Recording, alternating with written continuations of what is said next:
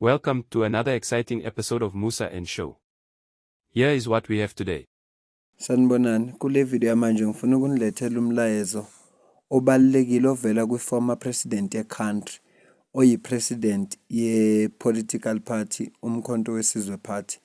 Lena-ke i-message yakhe evela kuye mayelana nendaba kaBonkosi Khanyile. So khumbula ukuthi ngeviki eliphelile uBonkosi Khanyile bekasecourt. Ngomsombuluko kwakufuneka vele enkantolo wangavela ke enkantolo.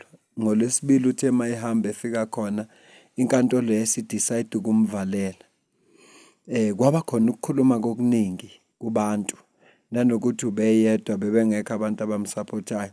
Okutheke ngoLwesithathu baseke esesubmita incwadi esho ukuthi akayanga ngomsombuluko ngoba wayengazizwa kahle, wayesebona ngcono ubona udokotela. Inkantolo yakwemukela lokho yayisiyamdedela waphuma ke ejele la beboshwe khona ngoba phela bese kuthiwa uviolate ibail yakhe. So ngaleso sizathu wayesiyaphuma. Ekuphumeni kwakhe wayesethi futhi uyacela ukuthi akuthatha umkhonto usuwe phambili ziphume lento zeingxabano. Abantu bebengazange ecaleni ubenga-announcanga yena ukuthi uye ecaleni. Ngithi-ke angiqale ngiyilethe le background ukuze sithi masingena kule message ezodluliswa uPresident uJacob Zuma sibe sazi ukuthi i-background yakhona ithini. Ngiyacela-ke ngaphambi singene kule message subscribe ku-channel, ulike i-video, ucommente la ku-comment section. Ngiyafisa ukuzwa ukuthi wena kuthini ukuphawula kwakho. Kodwa nje lona umlayezo osuka ku-former president we-country oyi-president womkhonto weSizwe Party obheke kumalunga womkhonto weSizwe Party. I-message nje ebheke kuwo ngicela ukukucaphunela yona. Good evening, comrades.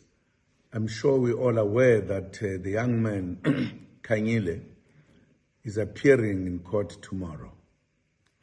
I think it would be very good for us to go and support him. It will be absolutely very, very, very important that those who are arresting people on cases that we don't see the tail and the head of it, we should go to court and give them the support. It is absolutely important. In fact, it is something necessary that whenever one of us is facing such a situation, we should be there to give support and make it a point that they should know we are there to defend our comrades. So please, just go there. Quite a number of cases are now coming, and you need to be aware of it and to be there to support one another. Thank you for listening, and please be there tomorrow. Umlayezo ovela ku-former president ubaba uJacob Zuma uclear ukuthi kusasa uBonkosi Khanyile uzobe ese-Durban Magistrate Court ngo-8:30 ekuseni. Ucela ukuthi abantu abangamalungu omkhonto weSizwe Party baphume bayomsupport. Futhi kubalulekile ukuthi uma omunye wama-comrade esecaleni noma enecala aphuma ama-comrade amsupport ngoba fanele kusupportwane la kule political party ukuze nabantu laba abasuke bekubophile bazi ukuthi babone nabo ukuthi unesupport. Futhi uyasho ukuthi kulamacala nje ongawubona umsila nekhanda lawo ukuthi kuye ibhekephi kufuneka ngempela kusupportwane. Uthi maningi ke amanye ama-case azayo manje ngaleso zathi kufanele kusupportwane. So khumbula ukuthi liyeza necala lika Duduzile Zuma Sombudla naye futhi ovulela icala ngendaba zayi-July unrest. Licishe lifana ngoba ngathi into ababoshelwe iyafana.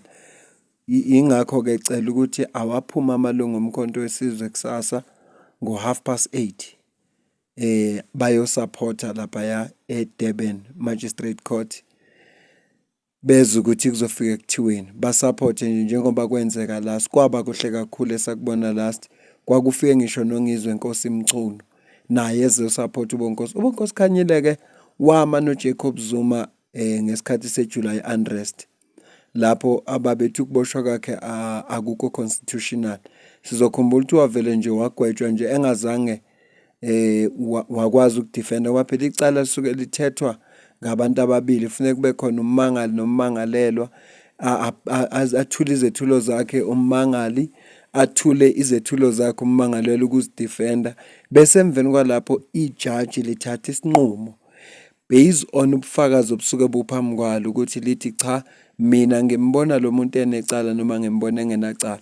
Kodwa-ke kwavele kwahluka nje kuJacob Zuma, azange anikwe lelo thuba lokuthi njengommangalelwa akethule uhlangothi lwakhe. Ilapho-ke abaqala khona uBonkosi Khanyile noma engeyedwa, kodwa abama bathi lento eyenzakalayo ayikho semthethweni. Omunye umuntu owayenecala cishe elifuzeleli kwakungiZwe Nkosi Mchunu, yena-ke ngenhlanhla walwina icala. Useleke uBonkosi Khanyile. Ilapho abantu abathatha khona isinqumo sokuthi cha, ngoba esezinikele yena emaphoyiseni uJacob Zuma, base bethatha isinqumo sabantu sokuthi cha, iSouth Africa bayinyakazise, balutha-ke abantu. Manje uhulumeni wethu siyamazi ukuthi uma kwenzeka into ufuneka i-scapegoat. Yingakho-ke kugcine kuboshwa uKhanyile nje ngoba angeke iblame kuthiwa ikubo, ngeke bathi cha yithi esenza iphutha, yingakho kubona kwenzeka lento ezenzakalayo. So nami ukube ngiseduze nje bengizoya impela ngiyosupporta noma ngingelona ilunga lomkhonto wesizwe party, kodwa ngoba into eyenzeka yayingekho constitutional, akekho nobani ongayivuma yenzeka njengoba wonke umuntu uphiwa uphiwa isigaba lesithi you are innocent until you proven guilty. But because uprove guilty fanele nawe ukwazi ukuzidefenda, bese kuba yikho ukuthi i-evidence esuke ibekwe ilokumangalele ingaphezulu kwale wena oyilethini. So amalungu omkhonto wesizwe party ayacelwa ukuthi kusasa awaphuma eDurban Magistrate Court ayosupporta uBonkosi Khanyile njengoba ezobe vele khona enkantolo. Sizonethulela-ke ukuthi kuhambe kanjani uma seyile enkantolo. Okwamanje nje ngithi angidlulise le video noma kusebusuku, kodwa ngithi angiyenze le video ngoba inomlayezo ovela kupresident weqembu lomkhonto wesizwe. Mina nawe asidibane kwivideo elandelayo. Ngiyabonga kakhulu. Ungakhohlwa ukusubscribe, ushare, ulike, ucomment.